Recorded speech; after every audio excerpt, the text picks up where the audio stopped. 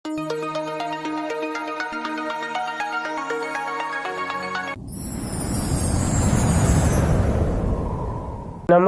ગુજરાતના અધિકારી મિત્રો, આજે આપણે 21 માર્ચ 2026 નું મોસ્ટ ઇમ્પોર્ટન્ટ કરંટ અફેર સાથે સાથે જીકે અને જીએસ વિશે ચર્ચા કરવાના છે. તો ખાસ કરીને ચેનલ ઉપર નવા હોય તો ચેનલને સબસ્ક્રાઇબ કરી લેવી, વિડીયો પસંદ આવે લાઈક કરવો અને તમારા મિત્રો સુધી અવશ્યથી આ ક્લાસને શેર કરી દેવો. તો ચલીએ આજના ઇમ્પોર્ટન્ટ ક્લાસની આપણે શુભ શરૂઆત કરી દઈએ. કયા દેશની કેન્દ્રીય બેંકને global initiative of the year award મળ્યો છે? તો ભારતની જે આરબીઆઈ છે ને, કેન્દ્રીય bank, reserve bank of India, એને આ એવોર્ડ મળ્યો છે. ઇમ્પોર્ટન્ટ ગણાય છે. મુંબઈ લંડન સ્થિત સેન્ટ્રલ બેન્કિંગ દ્વારા બેંક ઇન ડોમેનિંગ શરૂ કરવા બદલ રિઝર્વ બેંક ઓફ ઇન્ડિયાને પ્રતિષ્ઠિત initiative of the year award માટે પસંદ કરવામાં આવ્યું છે, જેનાથી ભારતની બેન્કિંગ સિસ્ટમમાં સુરક્ષિત અને વિશિષ્ટ ઇન્ટરનેટ ડોમેન ફરજિયાત બનવામાં વૈશ્વિક સ્તરે પ્રથમ દેશ બન્યો છે. તો યાદ રાખવું. અને આ બેંક ઇન એના માટે, આ ડોમેન નેમ માટે જ આને આ એવોર્ડ મળ્યો છે, કારણ કે બેંક ઇન એક સિક્યોરિટીનું ચિહ્નિત કરે છે, એટલા માટે. આ એવોર્ડ પહેલે નાણાકીય સાયબર સુરક્ષા, ડિજિટલ ઇન્ફ્રાસ્ટ્રક્ચર મેનેજરિંગ અને વૈશ્વિક બેન્ચમાર્ક તરીકે ઓળખ આપે છે. આ સંક્રમણમાં ગ્રાહકનો વિશ્વાસ વધારી ડિજિટલ ચૂકવણી, છેતરપિંડી ઘટાડવું વગેરે નાણાકીય સ્થિરતાને મજબૂત બનાવવા માટે આરબીઆઈ આને શરૂ કર્યું હતું. તો ખાસ ઇમ્પોર્ટન્ટ છે. હવે bank.in એ શું છે? તો કે .bankin.in શું છે? તો કે આ એક સુરક્ષિત ઇન્ટરનેટ ડોમેન છે, જે ફક્ત આરબીઆઈ દ્વારા જે માન્યતા બેંકો પ્રાપ્ત કરેલી હોય ને, સિક્યોરિટી વગેરે જે હોય એના ક્રાઇટેરિયા ફૂલફિલ કરે ને, એને આપે છે. આનો ઉદ્દેશ્ય ઓનલાઈન બેન્કિંગને સુરક્ષિત બનાવવા માટે, સાયબરની છેતરપિંડી ઘટાડવા અને લોકોનો વિશ્વાસ વધારવા માટે આ ડોમેન નેમ આપવામાં આવે છે. તો ખાસ હમણાં એક બેંકને આ ડોમેન નેમ આપ્યું હતું. કઈ બેંકને આપ્યું હતું એ તમારે કોમેન્ટ કરવાની છે, ઇમ્પોર્ટન્ટ છે. આરબીઆઈ ની વાત કરી લઈએ. રિઝર્વ બેંક ઓફ ઇન્ડિયા એનું ફૂલ ફોર્મ થાય છે. 1 એપ્રિલ 1935 માં આની રચના થઈ હતી. મુખ્ય મથક મુંબઈ ખાતે છે. યંગ લિટન કમિશનની ભલામણથી આની રચના કરવામાં આવી હતી. 1937 નો અધિનિયમ હતો, તો એ પણ યાદ રાખવું. રાષ્ટ્રીયકરણ 1 જાન્યુઆરી 1949 માં થયું હતું. ગવર્નર તો કે સંજય મલ્હોત્રા છે, 26મા નંબરના. પેલા British governor sir Osborne Smith છે અને પ્રથમ ભારતીય ગવર્નર સીડી દેશમુખ છે. તો ખાસ આ માહિતી આપણા માટે ઇમ્પોર્ટન્ટ છે, તો યાદ રાખવી પડશે. ત્યારબાદ વર્લ્ડ હેપીનેસ રિપોર્ટ 2026 માં કયો દેશ 9મી વખત સૌથી ખુશ દેશ તરીકે એટલે કે પહેલો નંબર આવ્યો છે? ફિનલેન્ડનો પહેલો નંબર આવ્યો છે. ત્યારબાદ આઇસલેન્ડ ને ડેનમાર્ક ને વગેરે વગેરે દેશો છે. ભારતની વાત કરીએ 116મા નંબર ઉપર આવ્યું છે. દુઃખીની વાત એ છે, આપણા કરતા પાકિસ્તાન વધારે ખુશ છે. તો જોઈએ બધી હું છે એ. તો યુએસ સમર્થિત વર્લ્ડ હેપીનેસ રિપોર્ટ અનુસાર ઘણા દેશોમાં જે સોશિયલ મીડિયા પર ભારે ઉપયોગ અને યુવાનની સુખાકારીને નુકસાન પહોંચાડી રહ્યું છે, આના ઉપર ચર્ચા કરવામાં આવી છે. જેમાં ફિનલેન્ડ સતત 9મા વર્ષે વિશ્વનો સૌથી ખુશ દેશ તરીકે સ્થાન મેળવ્યું છે, એટલે પહેલા નંબર ઉપર છે. પહેલા નંબર ઉપર ફિનલેન્ડ છે, ત્યારબાદ આઇસલેન્ડ છે અને ડેનમાર્ક છે. ફિનલેન્ડ યાદ રાખવું. ભારતની વાત કરીએ 147 દેશોમાં 116મો નંબર ભારતને મળ્યો છે.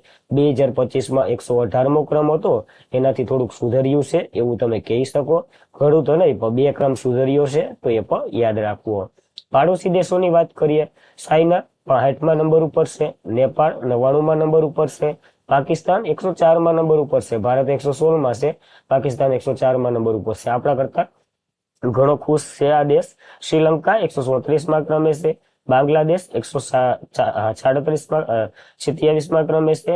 આ મહત્વના ક્રમો આપણો યાદ રાખજો, આ બધી નો યાદ રહી તો કઈ નહીં, આ તો તમારી બેઝિક માહિતી માટે. હવે પાકિસ્તાનમાં તો એવું શું હોય, 104મો નંબર આપ્યો છે. આ ઇન્ડેક્સ છે ને દર વખતે વિવાદમાં રહી છે, તો ખાસ યાદ રાખવો. અને 2012 પછી અમેરિકાનું એક છે ને, એ દર વર્ષે આને પ્રકાશિત કરે છે આ ઇન્ડેક્સને, તો આપણને યાદ રાખવું. પહેલા નંબર ઉપર ફિનલેન્ડ, ભારતનો ક્રમ 116મો છે. ત્યારબાદ વિશ્વનો સૌથી મોટો મેટ્રો નેટવર્ક દ્રષ્ટિએ ભારતને કેટલામો ક્રમ આપ્યો છે? તો ભારતને 3જો ક્રમ આપવામાં આવ્યો છે. જાપાનને પછાડી અને ભારત આગળ આવ્યું છે. જોઈ લઈએ. ભારતનું મેટ્રો નેટવર્ક દર વર્ષે 1 કરોડથી વધુ મુસાફરીઓને સેવા આપે છે. 2022 સુધીમાં મેટ્રો પ્રોજેક્ટ જાપાનને પાછળ છોડી અને 3જા નંબર ઉપર આવ્યું હતું ભારતની મેટ્રો વિકાસ 1969 થી મેટ્રોપોલિક ટ્રાન્સપોર્ટ પ્રોજેક્ટ શરૂ કરવામાં આવ્યો હતો. અને પીએમ મોદીએ 5 જાન્યુઆરીથી નવી દિલ્હીમાં 12,200 જેટલા કરોડથી વધારે મેટ્રોનું પ્રોજેક્ટનો સમાવેશ કર્યો હતો. આ બધી આંકડા લઈ લેવાના, કારણ કે 2014થી આ આંકડાઓનો સમાવેશ થાય છે. શા માટે 2014થી? કોંગ્રેસ પડી અને ભાજપ 2014માં આવી હતી ને, તે ત્યારથી વાહવાહ કરે છે. હવે આમાં તો પ્રાદેશિક રેપિડ ટ્રાન્ઝેક્શન સિસ્ટમ, જે નમો ભારત તરીકે આપણે ઓળખીએ છીએ, એની શરૂઆત 2023માં થઈ હતી. આ સૌથી ઝડપી કહેવાય છે, 160 કિલોમીટર પ્રતિ કલાકની ઝડપે. આનો રૂટ તો કે દિલ્હી મેરઠ છે અને ભારતની પ્રથમ સેમી હાઈ સ્પીડ પ્રાદેશિક ટ્રેન આ છે, તો ખાસ યાદ રાખવું. હવે પાણીની અંદરની મેટ્રોની વાત કરીએ તો હુગલી નદી કિનારે કોલકાતાની ટનલમાં 2024માં ખુલ્લી મૂકવામાં આવી હતી. જ્યારે વોટર મેટ્રો આ પાણીની અંદર આલે છે, આ પાણીની ઉપર આલે છે, એટલો બેનામાં ફેર છે. શહેર તો કે કોચીન કેરળમાં 2023માં ઇલેક્ટ્રિક બોટ દ્વારા ટાપુઓને જોડ્યું હતું આનાથી. તો આ બધીનો સમાવેશ થઈ જાય છે આમાં મેટ્રો નેટવર્કમાં, તો આપણને યાદ રાખવું પડશે. ત્યારબાદ કયા વર્ષે લોન્ચ કરાયેલ અણુ જે ઘડિયાળ નિષ્ફળ ગયું, જે ઈસરો અને નાવિક સિસ્ટમને ખોરવી નાખશે? તો 2016માં એટલે કે લોન્ચ કરવામાં આવ્યું હતું. હાલ 2026માં એટલે કે હાલ આમાં છે આપણે. તો આ 10 વર્ષ કમ્પ્લીટ કરી ચૂક્યા અને આની અવધિ પણ 10 વર્ષની જ હતી. તો ભારતીય અવકાશી સંશોધન સંગઠન ભારતની પ્રાદેશિક નેવિગેશન સેટેલાઇટ સિસ્ટમ છે, તો કે એક ઉપગ્રહ નામ ખાસ યાદ રાખવું. શેલી અણુ ઘડિયાળ હતી એ નિષ્ફળ ગઈ છે. આ છેલ્લે લોન્ચ કરવામાં આવી હતી, એ નિષ્ફળ ગઈ.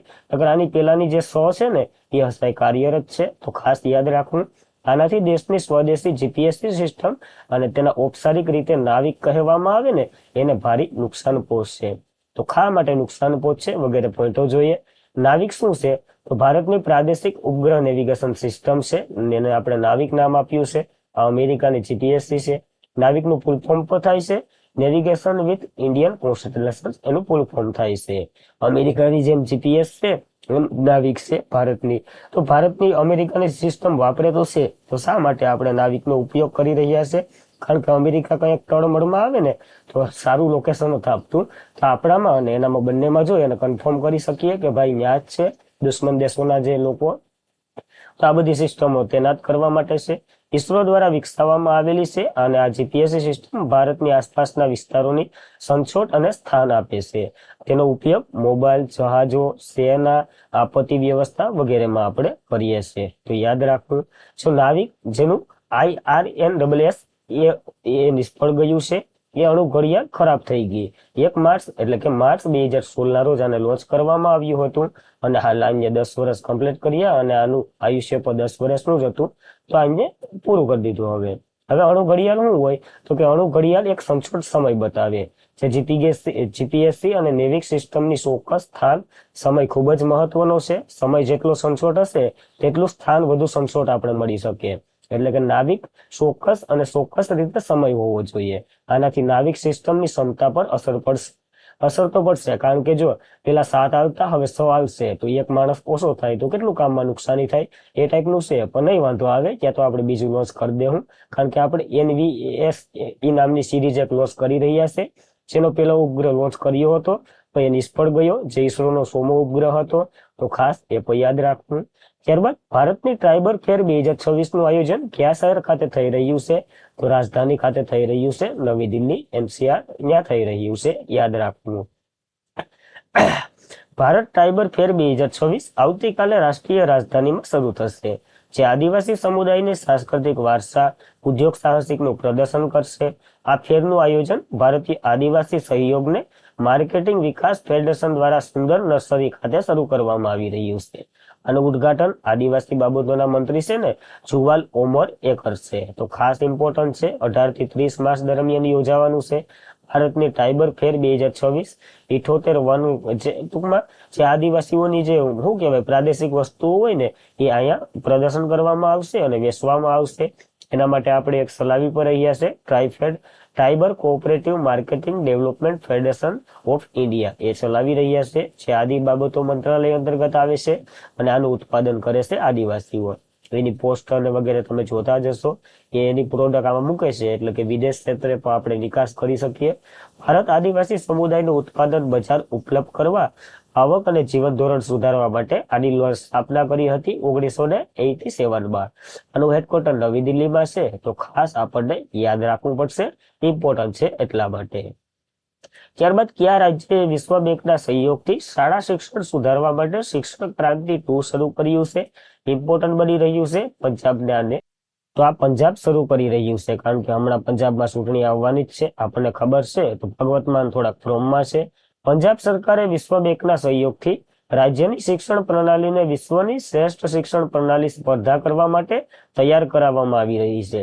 શાળા શિક્ષણ સુધારવા એક નવો તબક્કો પંજાબ શિક્ષણ ક્રાંતિ 2 છે શરૂ કર્યું છે. આગામી જે 6 વર્ષમાં આ લોન્ચ થશે અને આના માટેનો કુલ ખર્ચ 35,000 કરોડ જે છે ને 3,500 કરોડ એ તો કે 2 તબક્કામાં વાપરવામાં આવશે. એક તબક્કામાં તો વર્લ્ડ બેંક મેરેથી 2500 કરોડની લોન લઈ રહ્યું છે. ત્યારબાદ 1,000 કરોડ તો પોતાના ઘરમાંથી નાખશે અને આ બધી શાળાઓનો વિકાસ કરશે, ડિજિટલ ઇન્ફ્રાસ્ટ્રક્ચર બનાવશે શાળાઓમાં, વગેરે વગેરે કાર્યો કરવાના છે. તો વર્લ્ડ બેંકે આને લોનને મંજૂરી આપી છે, તો આપણને યાદ રાખવું પડશે. વર્લ્ડ બેંકની વાત કરી લઈએ. 1944માં IMF સાથે એની રચના થઈ હતી. એક સંધિ બહુ ફેમસ છે, બેટન વુડ કોન્ફરન્સ દરમિયાન આનું શું કહેવાય રચના થઈ હતી. મુખ્ય મથક વોશિંગ્ટન ડીસીમાં છે અને પ્રમુખ અજય બંગા છે. મોટો તો ગરીબી મુક્ત વિશ્વ માટે કામ કરવું આનો મહત્વનો એક મોટો છે, તો યાદ રાખવું આપણને. ત્યારબાદ કઈ સંસ્થાએ હાઇડ્રોજન ઈંધણ ઉત્પાદન અને દરિયાઈ પ્રાણી વિશ્લેષણ માટે એક નવી MXN આધારિત સામગ્રી વિકસાવી છે? તો IIT ગુવાહાટીએ વિકસાવી છે. ખાસ ઇમ્પોર્ટન્ટ બની રહ્યું છે આ Guwahati. Indian institution of technology IIT Guwahati સંશોધકોએ હાઇડ્રોજન ઈંધણ ઉત્પાદન એમાંથી દરિયાઈ પ્રાણીને વિશ્લેષણ માટે એક નવી MXN આધારિત સામગ્રી વિકસાવી છે.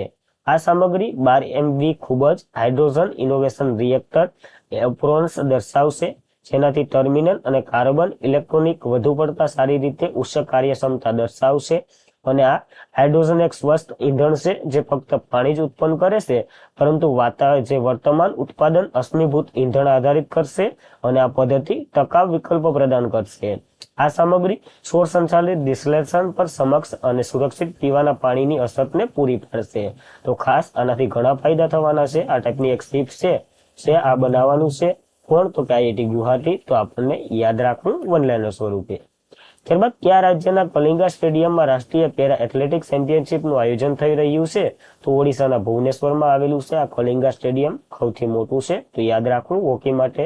ભુવનેશ્વર કલિંગા સ્ટેડિયમ 19 થી 21 માર્ચ 2026 દરમિયાન રાષ્ટ્રીય પેરા એથ્લેટિક્સ ચેમ્પિયનશિપનું આયોજન કરવા માટે તૈયાર છે. ભારતભરના ટોચના પેરા એથ્લેટિકો આમાં ભાગ લેશે અને અહીંયા જે જીતશે એ જાપાન આઈસી નાગોયા યોજાનારી એશિયન પેરા ગેમ્સ સહિત આગામી જે આંતરરાષ્ટ્રીય ઇવેન્ટ છે ને એના માટેની પસંદગી કરવામાં આવશે. તો ખાસ એશિયન પેરા 2026 જાપાનમાં યોજાવાની છે નાગોયા ખાતે. એના માટેની આ ક્વોલિફાઈ ઇવેન્ટ તમે ગણી શકો. ભુવનેશ્વરમાં યોજાઈ રહી છે, તો યાદ રાખવી પડશે. ત્યારબાદ કયા રાજ્યના CM નાયડુએ દિવ્યાંગ વ્યક્તિઓ માટે ભારત આપવામાં આવેલ દિવ્યાંગ શક્તિનો પ્રારંભ કરી લીધો છે? આંધ્રપ્રદેશના CM છે. ખાસ કરીને બસમાં જે દિવ્યાંગો મુસાફરી કરે ને એના માટેની યોજના છે. મુખ્યમંત્રી N ચંદ્રબાબુ નાયડુએ APSC આપણે કેમ GSRTC છે તો એ ટાઈપની છે દિવ્યાંગ શક્તિ, ખાસ કરીને દિવ્યાંગ લોકોને મફત મુસાફરી સુવિધા, ખાસ દિવ્યાંગ લોકોનો સમાવેશ કરવામાં આવ્યો છે. ઉગાદી ઉત્સવ દરમિયાન આને લોન્ચ કરવામાં આવ્યું છે. દિવ્યાંગ માટે મફત બસ મુસાફરી અને એન્ટ્રેડ એટલે કે એની સાથે હોય ને એને 50% ભાડું ચૂકવવાનું, 50% રાહત, એ ટાઈપનું છે. દિવ્યાંગ શક્તિ લોન્ચના ભાગરૂપે બસમાં યાત્રા કરી અને ખાસ કરીને M ચંદ્રબાબુ નાયડુએ આ મહત્વની એક યોજના તમે ગણી શકો એ લોન્ચ કરી છે, તો આપણને યાદ રાખવી પડશે. ત્યારબાદ સિટી યુનિયન બેંકે કયા ક્રિકેટરને બ્રાન્ડ એમ્બેસેડર બનાવ્યા છે? તો રવિન્દ્ર જાડેજાને બ્રાન્ડ એમ્બેસેડર બનાવ્યા છે, તો આપણને યાદ રાખવા પડશે. ખાનગી ક્ષેત્રની બેંક સિટી યુનિયન બેંક મંગળવારે જાહેરાત કરી ક્રિકેટર રવિન્દ્ર જાડેજાને બેંકના પ્રાથમિક બ્રાન્ડ એમ્બેસેડર તરીકે નિયુક્ત કર્યા છે. બેંકની વાત કરી લઈએ. સિટી યુનિયન બેંક 1904માં એની રચના થઈ હતી. મુખ્ય મથક કુંભલગઢ તમિલનાડુમાં છે. અધ્યક્ષ N નારાયણ છે. MD અને CEO N કામાકુંધી છે. અને આની ટેગલાઈન 1904 થી ટ્રસ્ટ અને એક્ઝિક્યુટિવ તરીકે તમારી સહાય. તો ખાસ મહત્વની આ બેંક છે, તો આપણને યાદ રાખવી પડશે.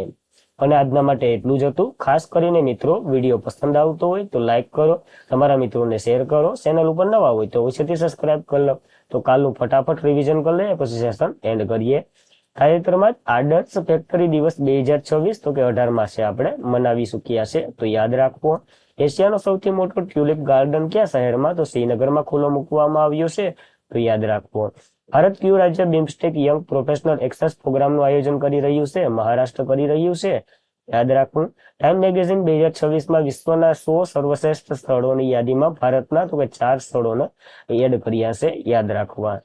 24 કલાકમાં ચાલતી જે સ્પીડ પોસ્ટ નીચેના પૈકી કયા શહેરમાં લોન્ચ કરવામાં નહીં આવે?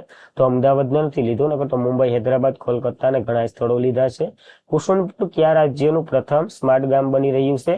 ઓડિશાનું. તો ભારતનું પેલું કયું હતું? કોમેન્ટ કરી દો. મહારાષ્ટ્રનું હતું. કયા રાજ્ય સરકારે ઈ સ્વાસ્થ્ય ધામ પોર્ટલ શરૂ કર્યું? ઉત્તરાખંડે શરૂ કર્યું. તો આપણને યાદ રાખવું પડશે. કયા દેશની ધ સી ડ્રેગન 2026 નૌકાદળમાં ભારતીય નૌકાદળ ભાગ લેવા માટે ગઈ છે? અમેરિકા આયોજન કરે છે. બહુરાષ્ટ્રીય કવાયત છે. તો યાદ રાખવું. કયા રાજ્ય સરકારે રખડતા અને ત્યજી ગયેલા ઢોરના સંચાલન માટે ગૌધામ યોજના શરૂ કરી છે? તો છત્તીસગઢે શરૂ કરી છે. યાદ રાખવું. અને આજના માટે એટલું જ હતું. ખાસ કરીને મિત્રો વિડીયો પસંદ આવતો હોય તો એક લાઈક કરો, તમારા મિત્રોને શેર કરો, એક સારી એવી કોમેન્ટ કરી દો જેથી અમને મોટિવેશન મળે અગાઉના વિડીયો બનાવવામાં. પીડીએફ સ્ટડી મટીરિયલ માટે ટેલિગ્રામમાં અવશ્યથી જોઈન્ટ થઈ જવું. તો બસ આજના માટે એટલું જ હતું. જય હિન્દ, જય ભારત, ધન્યવાદ.